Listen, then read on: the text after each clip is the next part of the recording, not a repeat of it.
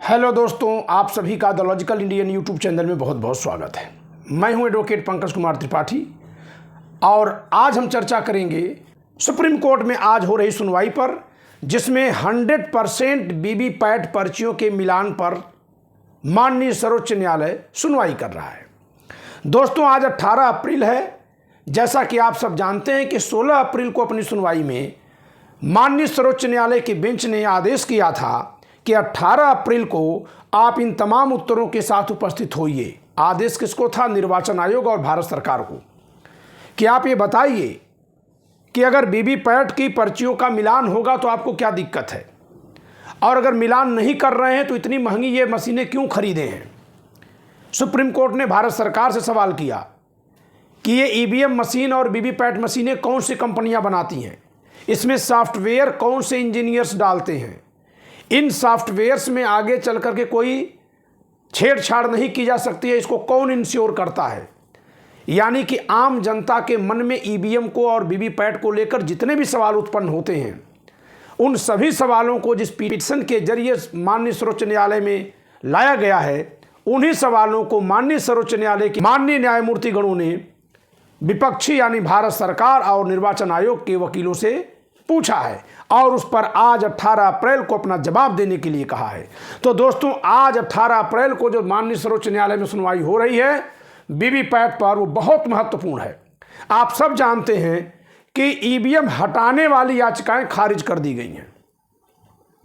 अब ईवीएम से पीड़ित महसूस करने वाले लोगों के पास एक ही उपचार है कि वो 100% वीवीपैट स्लिप्स के मिलान की बात करें, और दूसरा उससे भी आगे कि वीवीपैट पर्ची मतदाता के हाथ में मिले, वो उस पर अपना अंगूठा निशानी लगाए और बैलेट बॉक्स में डाले, इसकी मांग करें।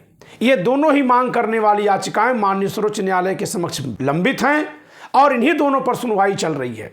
आज का दिन यानी 18 अप्रैल 2024 का दिन भारत के चुनावी इतिहास में भारत में लोकतंत्र की पारदर्शिता और मतदाता के अधिकारों की सुरक्षा के संदर्भ में अत्यंत महत्वपूर्ण दिन है।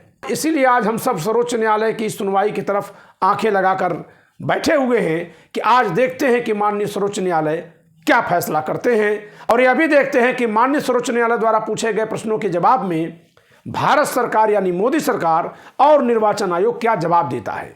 कहीं ये जवाब उसी तरह से न दें जिस तरह से इलेक्टोरल बॉन्ड पर स्टेट बैंक ऑफ इंडिया के अधिकारी अपने वकीलों के मार्फत दे रहे थे, या कुछ उस तरह से जवाब देंगे क्या जैसे रामदेव और बालकृष्णन पतंजलि पर लगे आरोपों पर जवाब दे रहे थे। देखते हैं, अभी तक कहीं से कोई ठोस जवाब नहीं आया है। मामला कोई भी हो, कहीं भी सुप्रीम कोर्ट के सामने जब सरकार से सवाल हो जाता है तो सरकार जवाब नहीं दे पाती है। सरकार की पूरी कोशिश होती है कि उससे सवाल ही न हो, बिना सवाल किए ही सुप्रीम कोर्ट पिटीशन खारिज कर दे। उनका पूरा प्रयास यही रहता है। लेकिन अब जब सुप्रीम कोर्ट ने सवाल पूछ दिया है और जवाब देने के लिए आदेशित कर दिया है, तो फिर देखना है कि आज 18 अप्रैल को कौन सा जवाब लाते हैं और माननीय सर्वोच्च न्यायालय की वह पीठ जो सुनवाई कर रही है इसमें क्या आदेश देती है, क्या एक्शन लेती है। दोस्तों, आज के दिन जैसे ही कोई महत्वपूर्ण खबर आती है आपको अपडेट किया जाएगा। दोस्तों, एक बात आप सबको पता है कि संविधान की हमारी लाइव क्लास में जो शाम को होती है, मैं अपनी इस किताब से लाइव क्लास पढ़ा रहा था, अभी भी पढ़ा रहा हूँ, लेकिन इसी बीच ये जो दूसरा एडिशन है उसकी जगह पर अब तीसरा एडिशन छप कर आ गया है।